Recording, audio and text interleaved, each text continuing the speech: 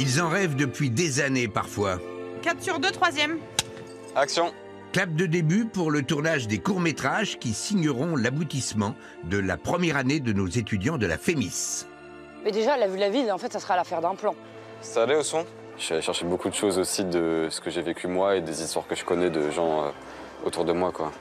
J'ai envie de faire honneur à comment j'ai grandi, à ma culture, et en même temps poser des questions et remettre en question aussi certains aspects. Le plan qu'on devait faire de pour ici, on va le faire sur... Lucien, 19 ans, le Benjamin de la promo, étudiant en réalisation, est le tout premier à se jeter dans le grand bain.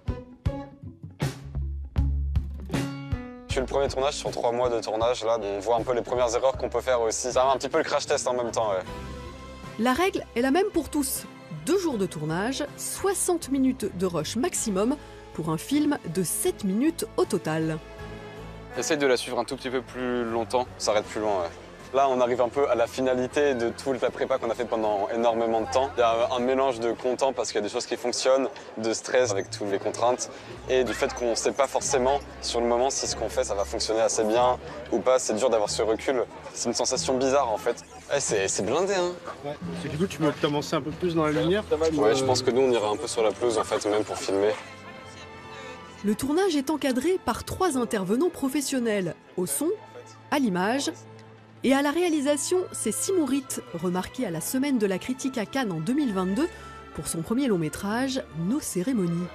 On a déjà fait 2 rendez-vous ensemble avant et j'ai accompagné toute la préparation, les repérages et des répétitions avec les comédiens. Et mon but, en fait, c'est que ses désirs et ses choix soient respectés et mis en valeur, voilà, dans le film qu'il est en train de faire.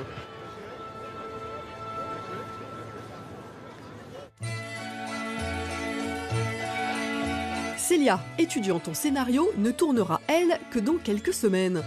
Elle en est encore à l'étape des repérages avec son assistant réalisateur Camille. Moi, je sais que mon scénario, il est un peu ambitieux pour un format de 7 minutes. Mais moi, ma direction, ça a été on fonce.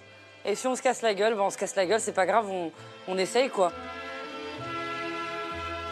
C'est l'histoire de Cyrine qui va perdre son frère dans un accident. Et elle est dévastée évidemment par sa mort, mais aussi très en colère parce que dans certaines cultures et certaines traditions, les femmes n'assistent pas à l'enterrement. Son amie Camille, qui n'a pas conscience du poids des traditions, va lui proposer de se grimer en homme de manière complètement stéréotypée et d'assister à l'enterrement. J'ai besoin de beaucoup de figurants. D'ailleurs, je passe une annonce à tous les Maghrébins de Paris qui veulent tourner dans un court-métrage et qui aiment le cinéma. N'hésitez pas à me contacter. En plus de ses nombreux figurants, elle cherche un carré musulman dans un cimetière de proche banlieue parisienne. Comment tu te les représentes dans l'espace ici? Tu vois, mettons, on se met là. J'aimerais bien avoir les tombes, le côté modeste des tombes, avec les petits détails comme les chapelets, la lune, etc. Et la vue de la ville, enfin la vie qui continue, quoi. Hyper intéressant visuellement. Parce que tu me filmes? Oui, parce que je te filme. Mais parce qu'on n'est pas dans ce truc esthétique, beau pour faire beau du cimetière.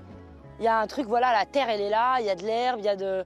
C'est pas mal, non? Bah ouais, carrément. Attends, j'ai toujours peur de marcher. Là, sur le côté, je marche pas sur un mort. Bah je sais pas, moi je trouve qu'il y a un flou juridique là. J'ai des images très précises en tête. C'est des événements que j'ai vécus, des images que j'ai vécues. Et, enfin, je me nourris de tout ça. Et je les déplace aussi. Bien sûr qu'on modifie la réalité. Le cinéma, c'est pas la vie. J'ai hâte du tournage et en même temps, je crains un peu le côté revivre des moments douloureux. Il faut mettre une certaine distance, quoi. Lucien a lui choisi de parler de la relation amoureuse autour d'une lettre de rupture. Il tourne la dernière scène de son cours. Et j'aurais peut-être juste l'ouvrir comme ça. J'avais envie d'essayer d'emmener le spectateur vers un sentiment assez précis de l'après-rupture, parce que c'est un truc un peu universel, sentiment de après-couple, de gens à peu près de cet âge-là. Tu te poses des questions un petit peu sur les choix que tu as faits, sur ce que tu deviens. C'est vraiment un peu un saut dans l'inconnu de faire un truc aussi intimiste et tout.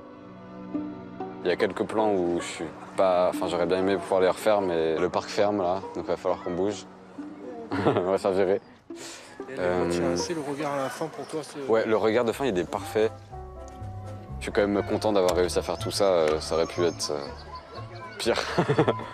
Lucien va maintenant devoir visionner toutes les images qu'il a tournées en espérant qu'il aura assez de matière pour réaliser son film, car le jeune homme n'aura pas de seconde chance.